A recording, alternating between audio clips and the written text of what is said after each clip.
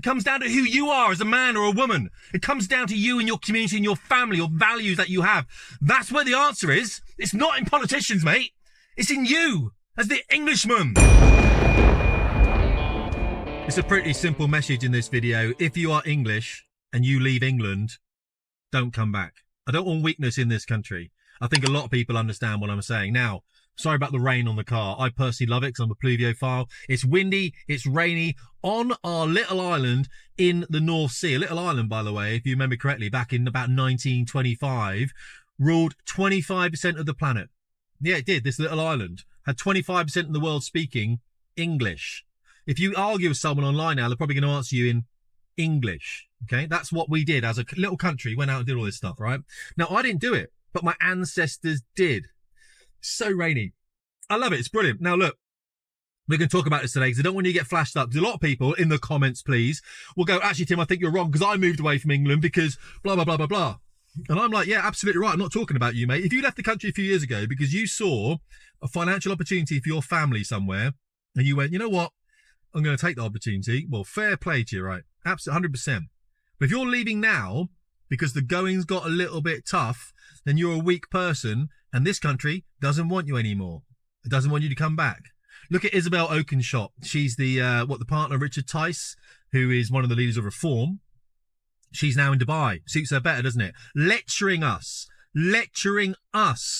on what multiculturalism means. She's gone to Dubai. Look how it can work in Dubai. She's never going to be able to get a residency permit in Dubai, don't get me wrong, but she's happy to leave the country and tell us what we should be doing with multiculturalism. Never come back. Never interested in what that woman has to say. I think she's a reporter and I couldn't care less.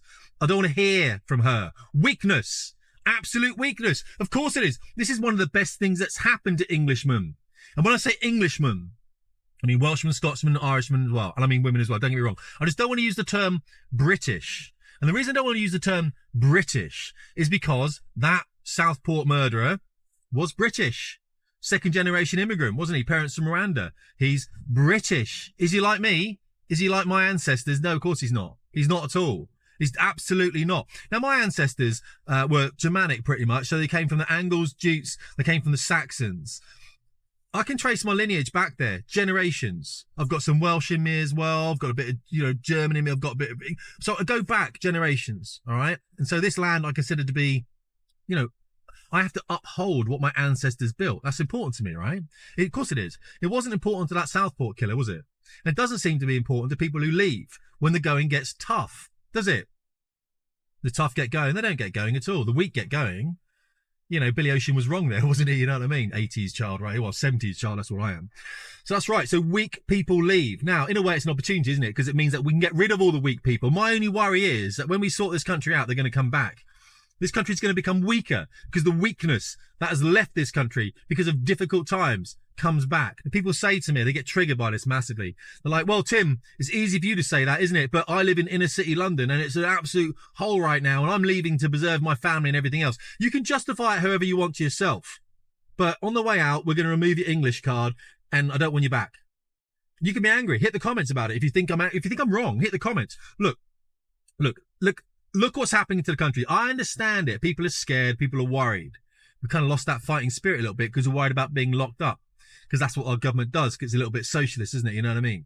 Now, I was reading the other day on Twitter, I was reading from Katie Amis. Remember her? She was the daughter of David, who was the MP that was killed by an immigrant because I think he was basically... Prevent hadn't stopped that happening. Prevent is a massive issue. Prevent is this thing that should have captured this Axel Ruda-Cabana chap, and it didn't. 3 times he got rid of him. You know what I mean? So we're told that the main problems we have here, like when David Amos was killed, if you remember correctly, we were told the problem wasn't with immigration. It wasn't with asylum seekers. It wasn't with anything. I don't want to use asylum seekers because, they're different, but we know it's an abuse system, right? We know that.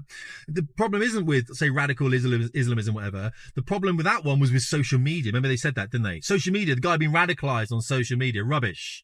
They said the same thing with Axel Ruda-Cabana. They said, oh no, it's not him being violent. It's knives. Amazon is the problem. He could buy a knife off Amazon. Use that. Distraction tactics, guys. They're just gaslighting you like mother hubbards, right? Phone companies now, they're blaming for all the phones being stolen in London. They're saying, well, if phone companies didn't make it so easy for phones to just be, cloned and then all that kind of stuff, reset and then sold on, wouldn't have the phones. It's like, no, mate, it's the criminals you've let in. It's the fact that you don't enforce the law. That's what it is. But they don't want to say that. They don't want to say that they've dumbed down their police force through failed diversity policies. The whole government is an absolute sham. They don't want to say that, do they? They want to blame other things. It's a massive distraction tactic. Now, if you're watching this video still after, 5 minutes, you're obviously a solid Englishman, Welshman, Scotsman, or someone from Northern Ireland, or even Irish, whole Irish. You're part of this Isles. You understand that, right? You know what it means. You know what it means, especially those in Ireland that feel this weather before we do. I used to work out a valley, winds and the rains. You know what it means to be in these Isles. You know what that means. Our government, this is the whole message of the video, right? Our government isn't what it's at. It's not about our government. Don't think when we get reform in, everything will be all right. It won't be. It won't be. It's an absolute sham. It's a lie. Conservatives a lie. Labour's a lie. Reform, absolute lie. And people hate me for that. Give him a chance. It's all we got to him, Farage. No, that's not right. Now you listen to what I'm saying here, because I'm full on with this. The solution is you. That's the solution. It's me. It's your community. It's your family. It's the values, the Christian values you hold. That's the solution. The government don't hold these values. They don't.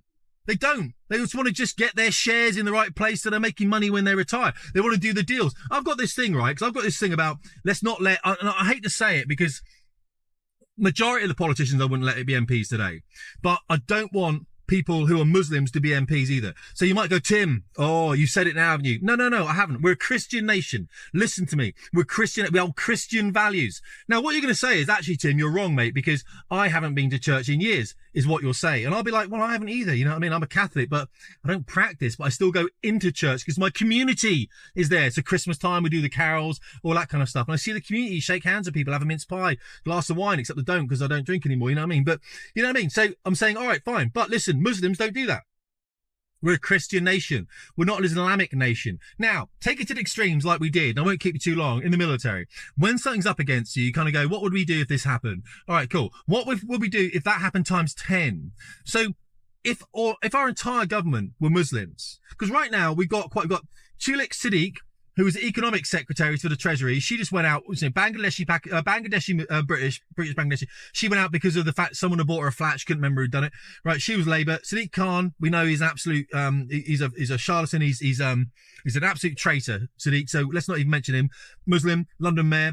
Shabana Mahmood, remember she was the woman, she went out to that Free Palestine rally. She's the, Secretary of State for, no, she's not, that was Savik Javid. She's the Chief Justice.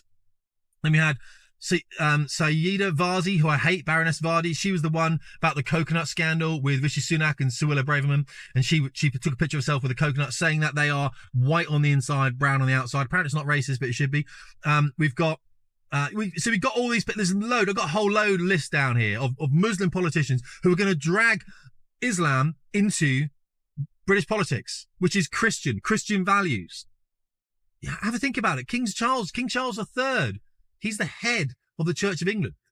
You know what I mean? We are a Christian nation, whether you like it or not. And here's what I said to my wife. She was like, well, we're not really Christian. I said, all right, do you want us to be Islamic then? Because that's the next step. What if all these Englishmen, so people that leave the country are going, it's a bit difficult, Tim. I'm a weak man. I'm going to leave now. I'm going to go and get better tax rates in Dubai or something. You know what I mean? Good luck with that, by the way. Let's say you do. All right. So what if we all left? What are we left with? We're left with an Islamic country, and you're left with the mark of an absolute deserter, an absolute splitter, a weak Englishman. I can imagine there being weak other nations. You're a weak Bangladeshi. You're a weak Pakistani. You might be, let's pick another country. You're a weak Indian, let's say. You're a weak whatever. A weak Englishman? Is there ever such a thing? Was there ever such? You're about to make it a thing. Your weakness is going to be this country's legacy is going to be on how weak you were. I can't even begin to express my rage at the thought of an Englishman leaving this country because of what's happening. This is the fight you need. You've always wanted this fight. You've always talked a good game, mate, but you're not willing to do it, are you? You're not willing to do it at all because the easier road is for you to go somewhere else. Absolute shot. Right, listen to this now. I'll tell you why. We've got to understand it, right? We've got to understand it. We can't have a go at all these people, even if they are weak, right? So look. The truth is, as we know, Manchester back in 1971 was 97% white. Now it's 48%. Manchester is 48% white. London was 87% white. 37% white British, that is. Birmingham, 93%. Now it's 43%. Our major cities in the UK are becoming the white British in our major cities, we're becoming a minority, right? Think about that. So this is the problem I have with reform, who aren't committing to remigration, are they? They're not committing to it. They're talking about integration, right? I'm not interested in integration. I'm interested in remigration. That's what I'm interested in. I don't want people who are claiming asylum here, claiming asylum, loitering around the school gates, trying to take pictures of school kids, and then we're going to just re-educate them because they've got different cultural expectations. No interest in that whatsoever. Look, you're jumping from what is a sinking ship. We're not doing great right now because we've got weak Englishmen in this. And when weak Englishmen, I'm talking about, all 4 countries. Weakness. I almost want to say go, just go, because you're dragging us down, mate. You're dragging us down. That's what you're doing. I understand the very wealthy leaving because they actually, if I look at my notes here, I made one note here about how much the top 10% of income taxpayers contribute to 60%. 60, the top 10%. And to own over 10% is not actually to own that much, to be fair. The top 1% of earners pay 30%.